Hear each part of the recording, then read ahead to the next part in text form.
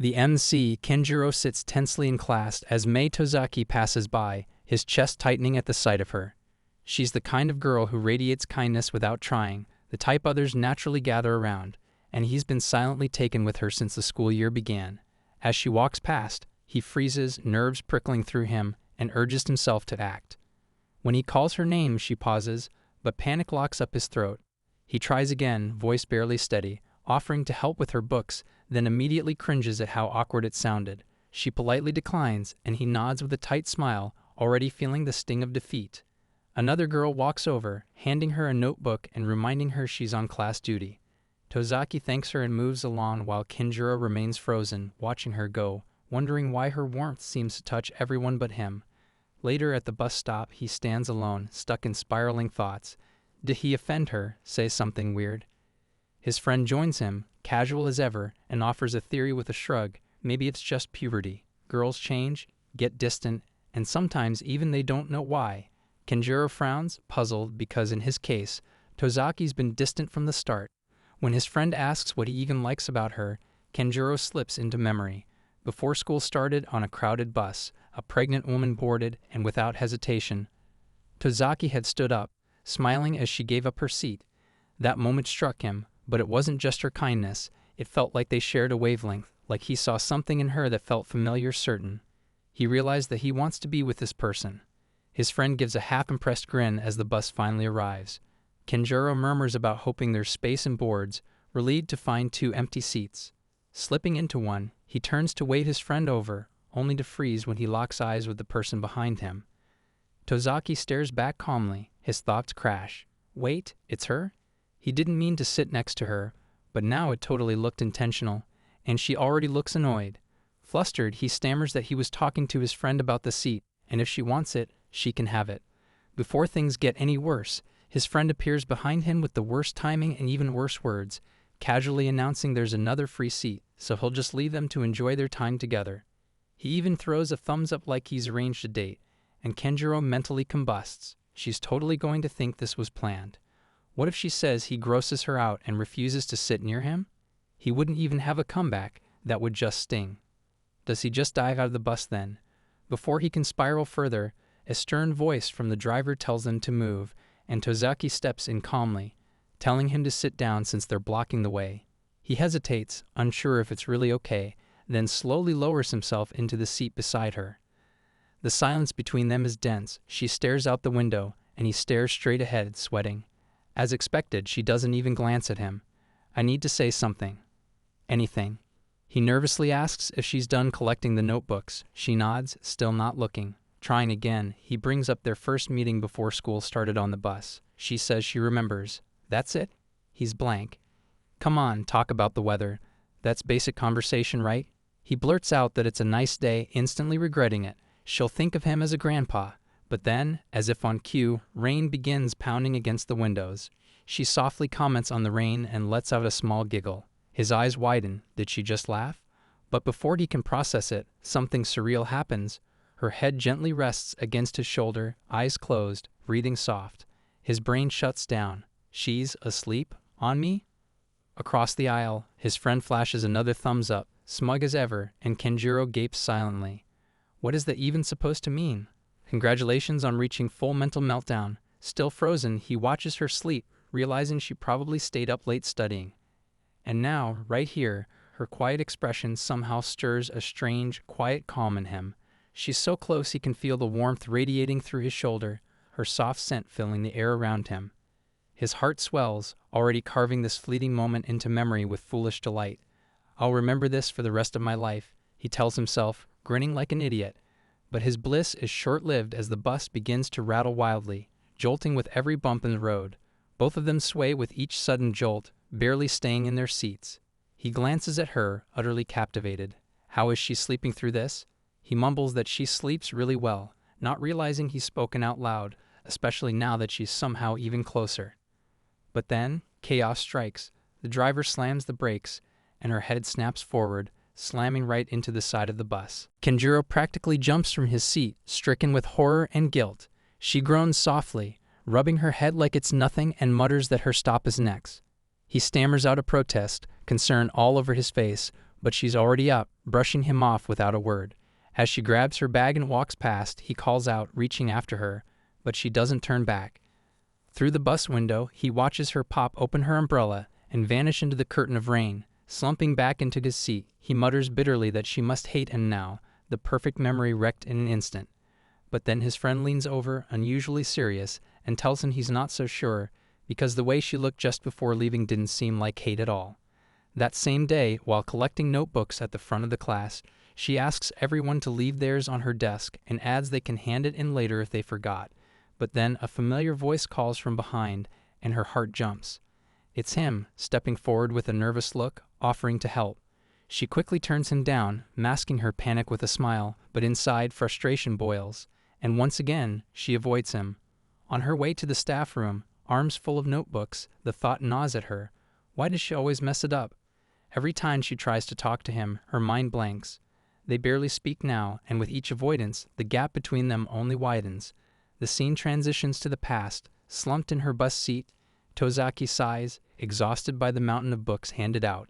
It feels like they're hauling half the library. Across the aisle, a pregnant woman boards and scans for a seat. Without a second thought, she gets up and offers hers. The woman hesitates, but she insists with a quiet nod and steps aside.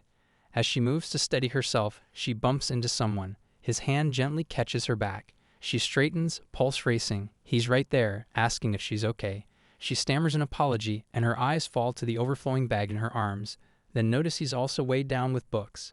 He mentions how ridiculous the handouts were today. She nods, managing a small smile, joking that even the dictionary was included.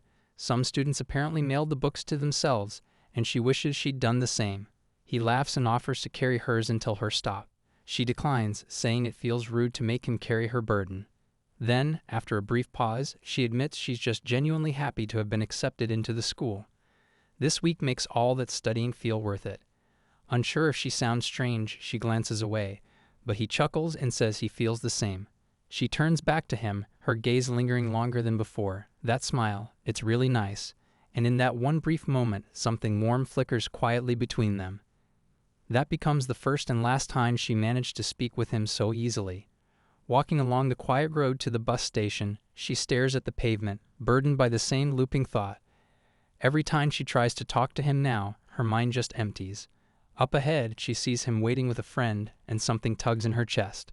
Just knowing they're taking the same bus, that alone makes her oddly happy, even if she can't bring herself to speak. As passengers begin to board, she finds comfort in that small closeness, until fate pushes her further, and somehow she ends up seated right beside him. Her nerves spiral. They weren't talking before she sat down, were they? Was she interrupting? She shifts awkwardly, keeping her face angled toward the window. The rain's ruined her hair, and her skin feels dry. She hates being seen like this. Then, unexpectedly, he speaks, asking if she managed to finish collecting the notebooks. Her heart jolts. Even after how distant she's been, he still talks to her. She nods and murmurs a soft yes, trying to sound composed. He's just so kind. Then he brings up the time they first met, on the bus, before school even started. Another quiet yes slips out, but her thoughts are in chaos. He remembered that? What should she say now? Ask if he's used to school life?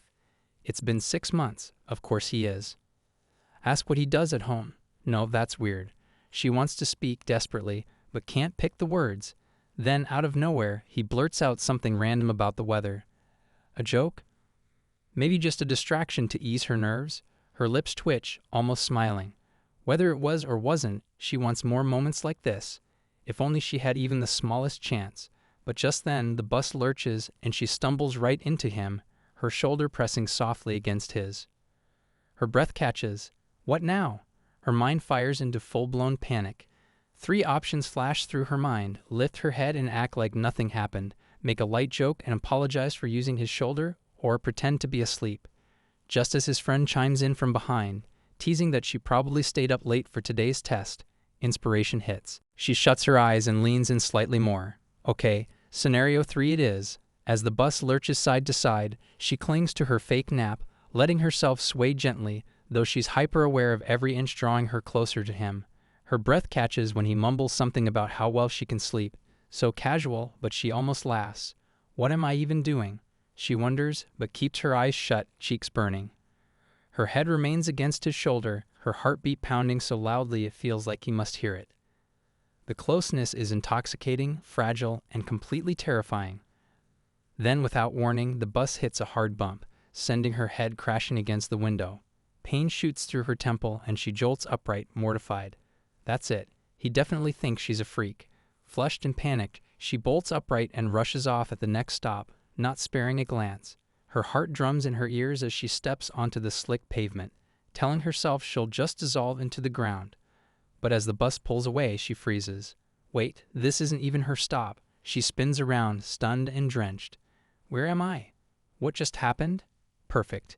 Meanwhile, back on the bus, Kenjiro sits in stunned silence, still trying to process the whirlwind when his friend nudges him, asking what's up.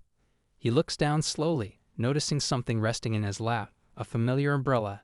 He blinks, confused. This isn't mine. Holding it up, he murmurs that it's hers. She must have taken his by mistake. The next morning, Kenjiro stands at his shoe locker, holding her umbrella gently, telling himself this might be the chance he needs to finally talk to her again.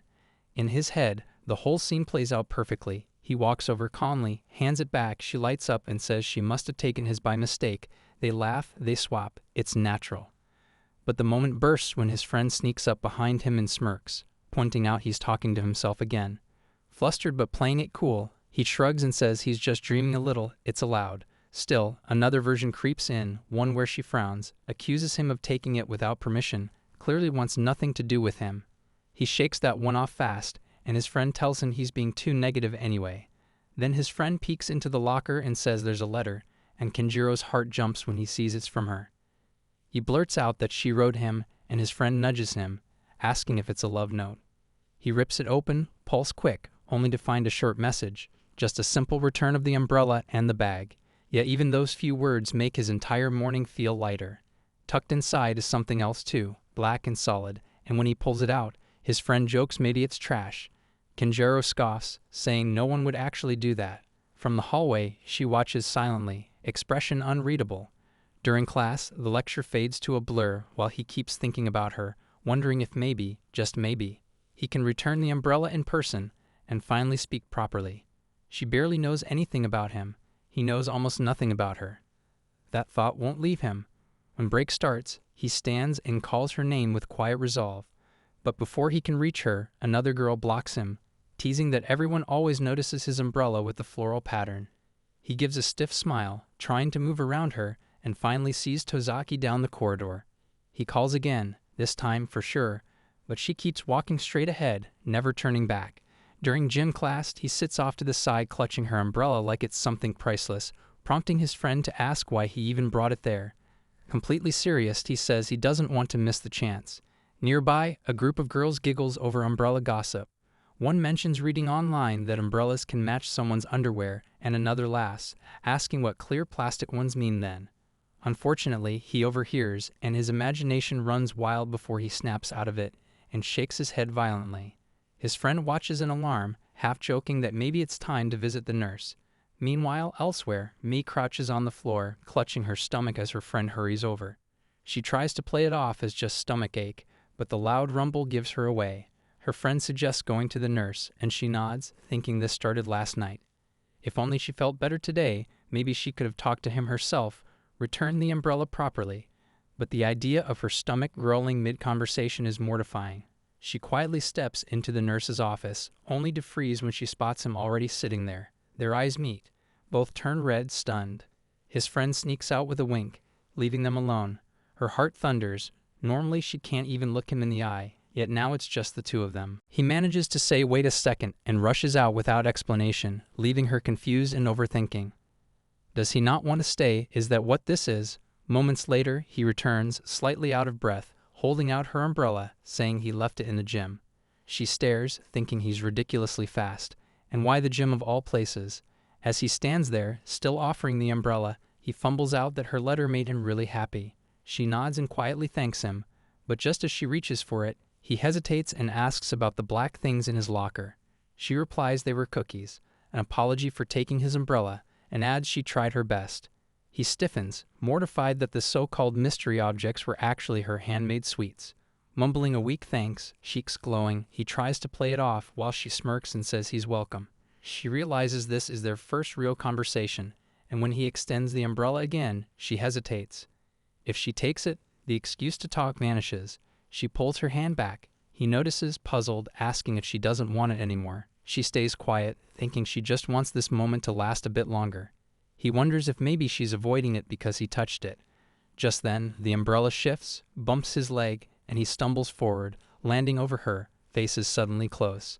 The nurse bursts in, apologizing for being late and asking what's going on. Startled, they jump apart, hurriedly denying anything weird. She apologizes to her, but he panics, yells a rushed sorry, and bolts from the room, accidentally leaving the umbrella behind. The two sit in stunned quiet before the nurse gently asks how she feels. She replies that her stomach still hurts. When asked the cause, she murmurs she's not sure, though she did eat one of her own cookies last night. The nurse bluntly suggests it could be food poisoning, maybe undercooked. Her eyes widen in dread. The next day, when the teacher announces his absence, she knows exactly why. Quietly, she whispers a sorry to herself. The scene shifts to a girl laughing. She brushes off a confession by saying she sees him only as a friend, and Kenjiro jolts awake from the dream, clutching his stomach in misery. In class, she stares at his empty seat, uneasy that his absence might be her fault, those cookies. She thinks about asking his friend but finds him too closed off, until he suddenly rises and politely asks for a word. Unsure, she listens as he mentions delivering schoolwork after class and wonders if she wants to come along. The idea of visiting his house launches her into a swirl of fantasies. Feeding him? Heartfelt exchanges. But she quickly reins herself in and replies that it might be intrusive. He shrugs, casually adding it's too bad, since Kenjiro might not have long. Alarmed, she demands to know more, and he leans in, claiming it might be her last chance to see him. Flustered, she blurts out that she'll go. When he opens the door, his heart skips. Both of them are standing there, and panic takes hold. She, meanwhile, finds him unbearably charming in casual clothes. He glares at his friend, who calmly reveals their text chat, exposing how he said his stomach hurt but missing her hurt more. Mortified, Kenjiro thinks he should have at least fixed his hair. She looks away, flustered by how adorable he is, and the friend silently judges them both for being so dramatic. To break the tension, he asks how Kenjiro's feeling, who replies he's better since afternoon. The friend nods, explaining he's just dropping off the homework and she happened to join. Inside, he privately wonders how this turned into something serious. Kenjiro quietly asks why she came, and she hands over a small bag, saying she brought snacks and wants to talk. Just as the mood softens, the friend starts to leave, but Kenjiro suddenly asks him to wait, then covers it by suggesting they all sit together for a bit. Now at the table, he's a wreck, barely holding it together as he watches her sit in his space. His hands shake pouring tea, and she quickly stands, thinking a sick person shouldn't be doing this alone. She hovers close behind, unsure how to help, but unwilling to move away. Her closeness makes it hard for him to breathe. Their eyes meet for just a second before she glances away, murmuring a soft thanks for the tea. He nods, heart racing, overwhelmed by how flustered he feels. She wonders if she's being too forward, but can't shake the desire to stay close. Asking if there's anything else she can help with, she tries to steady herself, while he quietly reflects on how different this feels from school, less distant, strangely warm. Maybe it's the house, or maybe it's her softer demeanor in this space. When their shoulders brush, his cheeks flush with heat, and he mumbles an apology. She quickly echoes it before slipping off to the bathroom. Watching her retreat, he wonders if even the smallest touch made her uncomfortable. Inside, she leans against the door, face flushed, heart thudding with excitement and relief. The faint scent of him in the air makes her feel giddy and foolish, but also happy to be in the place that shaked him. She urges herself not to overanalyze, or she'll just come off weird. Back in the room, his friend spots a framed photo and remarks about a girl, thinking it's his sister. He replies it's not. It's the girl who lived next door, a childhood friend who moved away. She used to bake too. When asked if they still talk, he shakes his head, admitting she rejected him pretty hard before leaving. His parents kept the photo, and even now she lingers in his dreams like a scar. Just outside, Tosaki hears everything, her heart still as she processes it. He already had someone important. She steps out, thanks him politely, then slowly walks over and says there's something she needs to tell him. Standing close, she confesses she thinks her cookie might have caused his stomach issues and apologizes.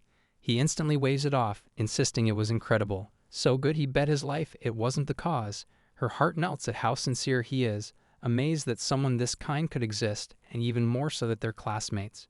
She silently tells herself how lucky she is to be here. The next day, the girls chatter about a transfer student, debating if it's a boy or a girl, while she and Kenjiro share a quick, charged glance. Her heart stutters, and she looks away. Just then, the teacher enters and announces the new arrival. A girl steps in, confidently walking straight to his desk. With an easy smile, she greets him with a familiar long time no see. It's her, the girl who once lived next door. As a child, Kenjiro was often cornered by bullies, but one fearless girl always stepped in, declaring loud and proud that only cowards gang up on others. Spending so many days together, he naturally fell for her and eventually confessed, asking if she'd date him, only to be met with a kind but firm rejection, told she saw him as a friend. That moment sealed the end of his first love, twisting fond memories into something he'd rather forget. Now 6 years later, she stands before in his class, reintroducing herself as Karena. He sits frozen, quietly wondering why she's here, while the girls buzz with excitement over seeing a real model in person. As they swarm her with compliments and questions about her uniform, she explains it'll take time to get a new one. When someone offers to guide her to art class, she politely declines and walks straight to Akisaka-kun, asking him to take her instead. From her seat, Tosaki watches, the flicker in her eyes betraying her mood. When a classmate nudges him, asking if something's going on between them, he barely hears, too busy noticing the shift in her expression. Out in the hall, Karen casually says it's been a while and teases that he hasn't changed. He answers dryly that neither has she, though part of him finds it weird, talking this normally with someone who once rejected him. When asked if she's modeling now, she just says she does it sometimes. He then questions why she transferred, and she replies it wasn't her choice, her parents moved, and since she didn't fit in at her old school, this is her chance to reset. Before anything else is said, his friend shows up, and Karen quickly asks who he is. With a mild smirk, he replies, introducing himself as Shutoki. She returns the smile, sharing her name, and Shu glances at Kenjiro with a grin, saying he doesn't look too well. Karen chuckles, throwing out that he's still hung up over that old confession. Just around the corner, Tosaki stands frozen, having caught every word. His stomach drops, panic rising as he turns, stumbling over his words trying to explain, insisting it's not what she thinks, but she's already walking away without saying a thing. He watches her go, feeling something hollow settle inside, quietly realizing maybe he was just fooling himself thinking anything had changed after that day at his place. In the quiet of the hallway, Tosaki hides her trembling face, tears slipping down as her friend gently asks if she's all right. She forces a nod, claiming she's fine before slipping away into another room, curling in on herself as the truth gnaws at her. Kenjiro once confessed to Karen, the stunning model who just transferred in. How could she possibly compete with that? Back in class, she tries to regain composure, but her shaken state doesn't go unnoticed by her friend. She scolds herself inwardly, remembering all the times she acted cold around him, wishing she could just forget today ever happened. Just then, the teacher announces a new assignment. Students must pair up and draw the person seated in front of them, focusing on what makes their features unique. Fate lands her across from Kenjiro. On any other day, the thought might have flustered her, in a good way, but now everything feels heavy, awkward. He senses it too, unsure if he should even be glad to sit with her. Still, it's class, and he focuses, eyes scanning the delicate curve of her lashes, the shine of her hair, how ethereal she looks despite the tension. She glances up, their eyes meet for a split second before she quickly looks down, and his stomach twists. Was he staring too much? Did he just make things worse? Meanwhile, she can't even bear to meet his gaze, afraid that one more second might crack her. Watching how casually he and Karen talk eats at her, Karen knows parts of him she'll never get to see, shared a past she can't touch. That quiet envy coils around her heart, unfamiliar and sharp. Then Karen walks over, peering at his canvas and teasing him for slacking off. He mumbles that he's trying, but she snatches the drawing from his hands with a mischievous grin, lifting it for Tosaki to see. He panics, reaching to stop her, but it's too late. Tosaki's eyes land on the portrait and her breath catches. It's her, but not the girl she sees in the mirror. This version is radiant, graceful, like someone cherished. Her vision blurs, and she turns away quickly, murmuring something about dust in her eye. Karen narrows her eyes, unconvinced, and remarks flatly that it looked a lot more like crying. Embarrassed, she wonders if her feelings were that obvious, but quietly admits the drawing made her happy. When the teacher calls time, he braces himself, anxious to see how she sees him, and freezes. Her sketch shows him on horseback, wearing a crown. Confused, he tries to decode it, unaware she's silently begging him not to realize she sees him as a prince. Off to the side, Karen watches with growing irritation, certain there's something going on. It's like the two are in their own world. Huffing, she mutters under her breath, wishing he'd just confess already and be done with it. Turning to Shu-kun beside her, she asks what's up with those two. He hesitates, says they might be a thing, kinda. She frowns at the vague answer, but quietly decides she might give them a little push. He watches her, catching on. She once rejected Kenjiro, but maybe things have changed, and now that someone else is in the picture, she seems unsure. He nods to himself, sensing trouble ahead. Still, he's not sure who to root for. His friend always shines around Tosaki, but the past makes things complicated. Watching the pair, Karen admits the sight kind of makes her own heart flutter. Shu, still deep in thought, wonders if being with someone from childhood might be the happiness his friend needs. Then she spots his drawing and bursts out. She sketched Kenjiro. Flustered, she explains she was just thinking about what makes him happy, only to question her own words mid-sentence. She calls him weird, then repeats it with a smirk. Annoyed, he asks why she had to say it twice. She grins, explaining that it's the important part, before casually adding that she didn't draw anything anyway. He turns red as she adds that she actually likes weird guys, leaving him stunned and speechless. The sudden arrival of Kenjiro's old crush shook Tosaki more than she expected, yet she firmly believes that her feelings won't fade. Even one glance still brings a quiet glee. At home, she cooks with steady focus until her mother enters, pleasantly surprised by the early start and noting how school seems more enjoyable lately. She silently agrees. Getting closer to him has stirred jealousy and doubt, but it's also made everything feel brighter. During lunch, a friend apologizes for skipping their meal together due to club duties. She brushes it off with a smile, though disappointment lingers. Not far off, he shares a table with a transfer student who casually invites him to eat with her. Watching them, jealousy tightens in her chest. They seem too at ease. The other girl chats freely about the hectic first day and how this moment finally gives them time to talk. He agrees, but questions her tone. With a soft laugh, she teases him for always acting stiff, telling him to relax. They finally reunited. Just then, Tosaki walks over, and Karen quickly invites her to join. For a second, she seems ready to blurt something about his feelings, but catches herself and instead asks Tosaki if dislikes him. The air tenses. A quiet reply, no, she doesn't. His ears turn pink. Sitting side by side, she can't help but compare herself. Pretty, graceful, effortlessly charming, how could anyone not fall for her? Meanwhile, his quick glance earns a smirk. Those faces she makes are something else. Meanwhile, Tosaki feels unfair, like losing before even stepping in. When they rise, she ends up unusually close, making him flinch just a little. Softly, she asks if it's okay to sit next to him again. He nods, mumbling an apology for startling her. She thanks him gently. Across the room, Karen smiles, amused by the textbook flirting. Shu watches quietly torn. He knows who has Kenjiro's heart, but it's hard not to root for Ishida as she tries her best. But she's mesmerized by their cuteness in their own way, amused by how shippable they are. Meanwhile, panic sets in. He's convinced he messed up again, that she must hate him now, and any progress is lost. Tosaki, on the other hand, reminds herself not to overthink. Just sitting close doesn't mean anything's changed, and it's not like he's stopped liking someone else. Everyone's wrapped in their own anxious thoughts, silently aligned. Karen chats with Shu and jokes about his store-bought lunch, playfully demanding a bite despite him already drinking from it. Watching them, Kenjiro reflects on how easily she fits in, despite once saying she didn't belong in her old school. What could have gone wrong back then? Suddenly, he blurts out how nice Tosaki's hair looks, then freezes, clapping a hand over his mouth.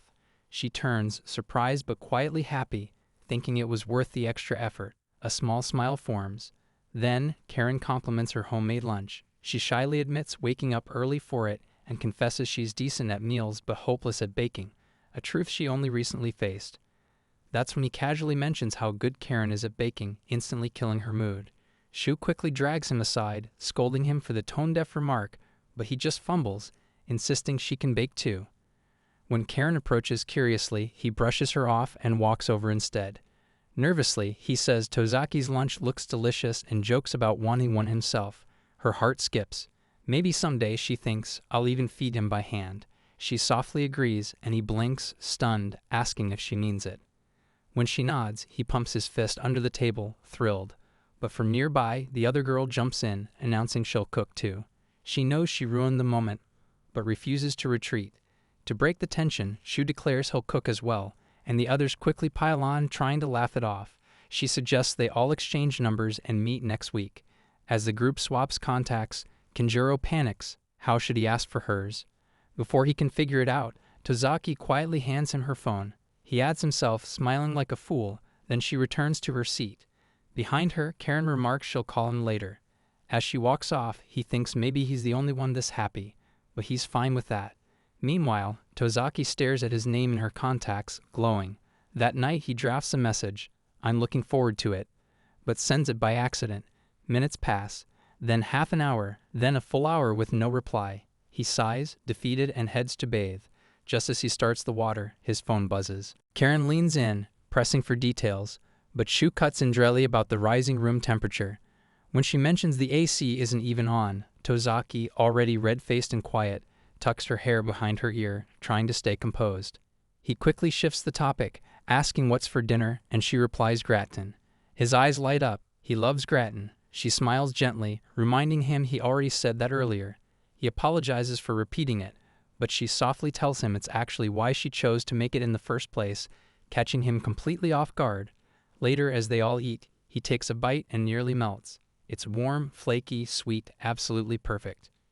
She blushes and looks away while their host watches with an amused smirk, muttering how they should just date already, because only someone who really likes you says stuff like that. The next morning, Shu casually confesses he planned for them to be alone from the start and had been rooting for them. He calls him a liar, but Shu just laughs and pins the idea on someone else. Still, as he glances over, a question lingers. If she really liked him, why step aside so easily? Maybe she's just that kind. Meanwhile, a bright good morning comes her way, and she returns it, thanking Karen for yesterday and saying it truly was fun. A chuckle follows as she's told she should be the one giving thanks, and next time, she better teach a good recipe too. Elsewhere in the hallway, Kenjiro quietly tells Shu he had a great time and genuinely wants to get closer to Tosaki-san, even if it takes time. Just then, she walks by behind him. He doesn't see her, but she hears everything. When he turns and greets her with a nervous stammer, she passes without a glance. Stunned, he wonders if she heard him and what that reaction meant.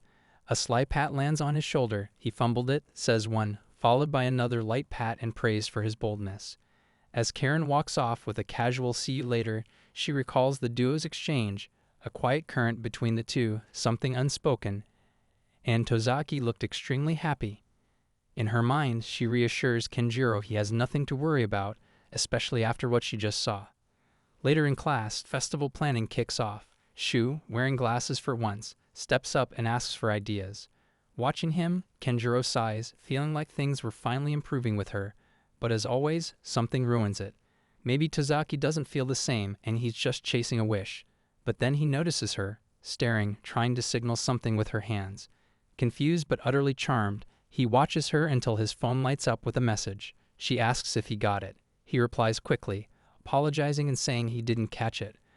But her gestures were cute. She admits she ignored his morning greeting because she was too embarrassed. His heart races, so she did hear him. Another message comes, explaining she heard everything but couldn't face him from how flustered she was. Relief crashes over him, so that's all it was. She keeps typing, cheeks burning, realizing texting feels easier when she wants to be honest.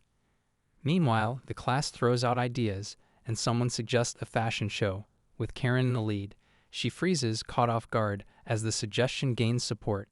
Shu jokes about joining too, prompting confused stammers until he clarifies he's kidding. But someone mutters he didn't sound like it. He then proposes a plan that includes everyone, which the class supports.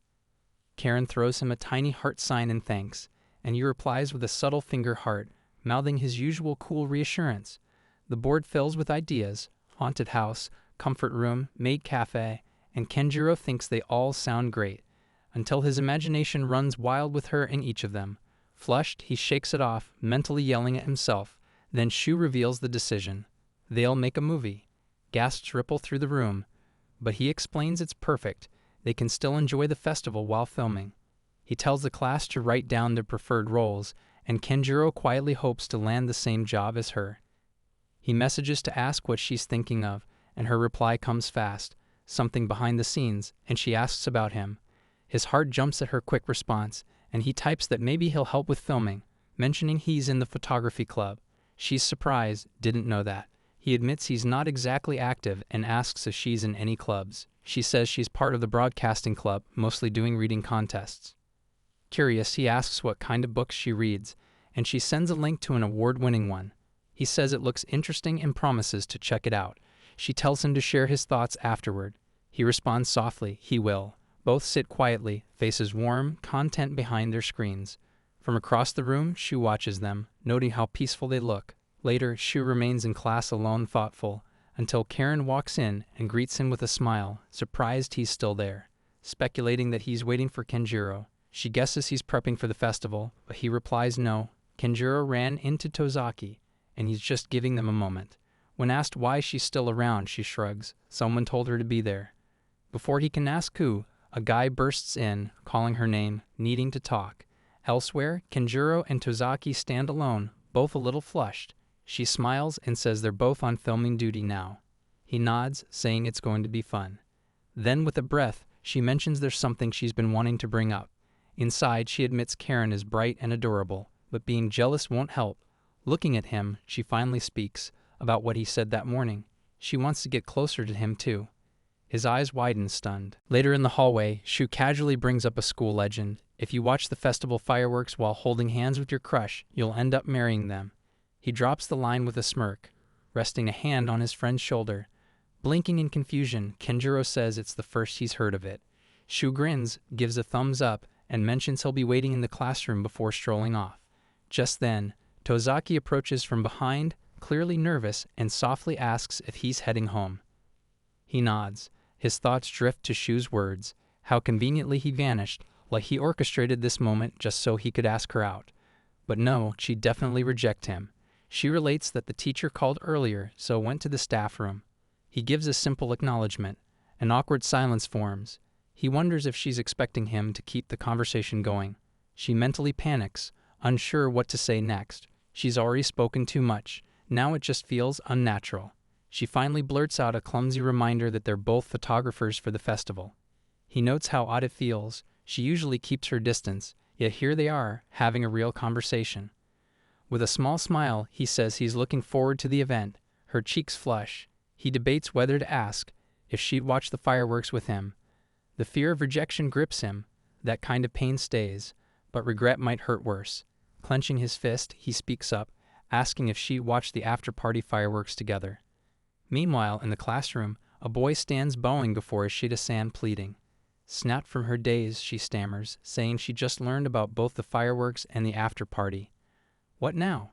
Her mind flashes to the past, to when she rejected a boy once before. Would he make that same face again if she said no now? She doesn't mind watching the fireworks, but if rumors spread, it could make school unbearable all over again. Her hands tremble as she wonders, how you turn someone down without breaking them. She lowers her eyes and apologizes, saying she already promised someone else she'd go with them. The boy lifts his head, asking who. Caught off guard, she echoes the question, teasing, does he really want to know? He insists, saying it'll keep him up all night. She tells him he should sleep, but he presses again, clearly curious. After a pause, she says it's Shu. Glancing his way, she murmurs a quiet sorry, asking him to just go along with it. The boy blinks, trying to process. So they're in that kind of relationship? She repeats the phrase, confused, what kind of relationship? Just then, Shu steps forward, takes her hand, and calmly confirms, yes, that kind. The boy spins around, shouting that he's had enough, and storms out. She watches him go, then sighs, saying she only ended up hurting him more. Shu raises a brow, wondering what mess he just got pulled into. She explains how she was called to the classroom and didn't know how to turn the guy down gently, but it's over now, so she'll see him tomorrow. He watches her walk off, eyes drifting down to his hands still tingling from the touch. Slipping on his bag, he heads out, thinking Kenjiro must have left already. Did he ever ask her? Curious, he peeks down the corridor and sees her standing there. Tosaki, eyes lowered, softly says she wants to get closer. He freezes, stunned, but she keeps going, clarifying she wants to be friends. His heart sinks. She asks if that's what he meant to. He doesn't answer at first, torn. Denying it would only make things awkward, so he nods, pretending it is. Internally, he thinks no, that's not it. He likes her, just doesn't have the guts to say so. She nods, says okay, and turns to leave. But just as she walks past, he finds the courage and asks if she'd like to watch the fireworks with him after the festival. She halts in her tracks, face turning red. He looks away, flustered, saying she can give her answer later. Then he dashes off, cheeks burning, thinking he probably looked ridiculous, but at least he said it. Even if she rejects him, he won't regret it. Behind him, she gives a shy thumbs up, saying he was cool. She hurries after, tugging lightly on his sleeve. He spins around, surprised. She stammers and then turns away again. But finally, with a rush of boldness, she blurts out, "Let's go to the fireworks," and runs off. He nearly collapses from shock. Watching from a distance, Shu smiles and states it's good for him. Kenjiro replies with a quiet thanks. Tosaki silently wonders if he knows about the legend. It's perfect to hold his hand.